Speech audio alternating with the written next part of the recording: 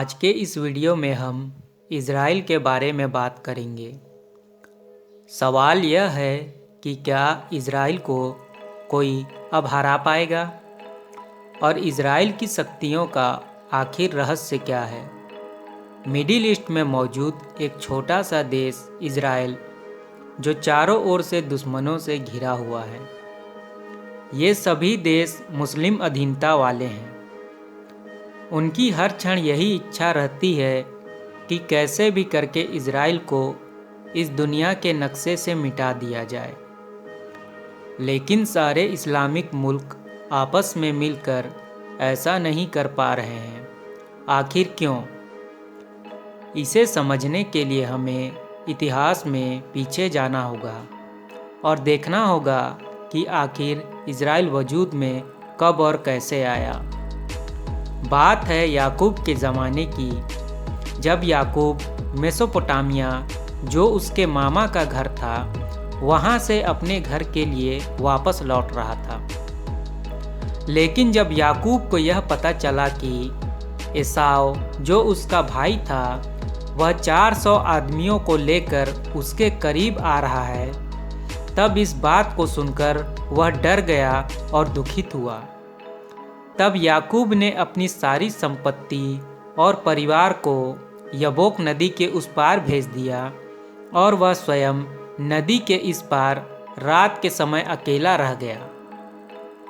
और उसी रात को एक पुरुष याकूब से भोर होने तक कुश्ती लड़ता रहा। जब उस पुरुष ने देखा कि वह याकूब से जीत नहीं पा रहा है, तब उसने याकूब की जांघ के जोड़ पर प्रहार करके उसके जोड़ को उखाड़ दिया। और तब भी याकूब उसे छोड़ने को तैयार न था। तब उस पुरुष ने याकूब से कहा, भोर हो रही है, मुझे अब जाने दे। तब याकूब ने उससे कहा, जब तक तुम मुझे आशीर्वाद नहीं दोगे तब तक मैं तुम्हें जाने नहीं दूंगा। तब उस पुरुष ने याकूब से कहा, तेरा नाम क्या है? तब उसे याकूब ने जवाब दिया, मेरा नाम याकूब है। इस पर उस पुरुष ने एक आश्चर्यजनक बात कही, अब से तुम याकूब नहीं बल्कि इज़राइल कहलाओगे, क्योंकि तुम ईश्वर और मनुष्यों के साथ लड़कर विजयी हो गए हो।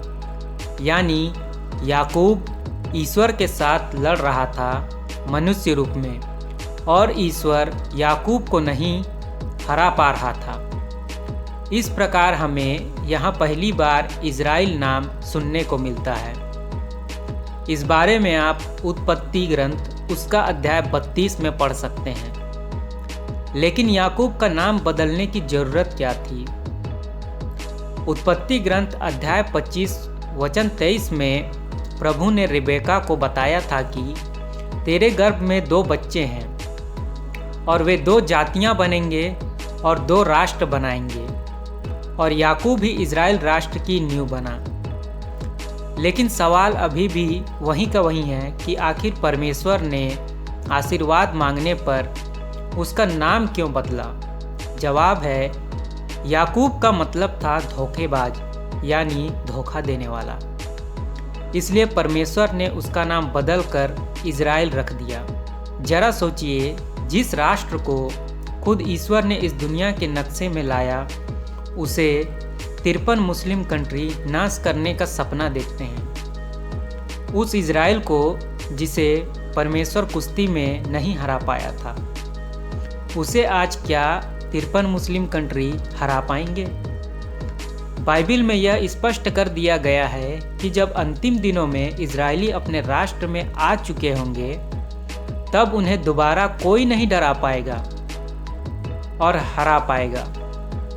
लेकिन जब दानियल के 70 सप्ताहों का अंतिम सप्ताह, जिसे हम 7 वर्षों का महाक्लेश काल के नाम से जानते हैं, उस समय पवित्र प्रजा यानी इज़राइल की शक्ति बिखर जाएगी और कमज़ोर हो जाएगी। लेकिन तब भी उसकी हार नहीं होगी, क्योंकि वह असली मसीहा यानी यीशु को पुकारेंगे और यीशु उन्हें बचा लेगा।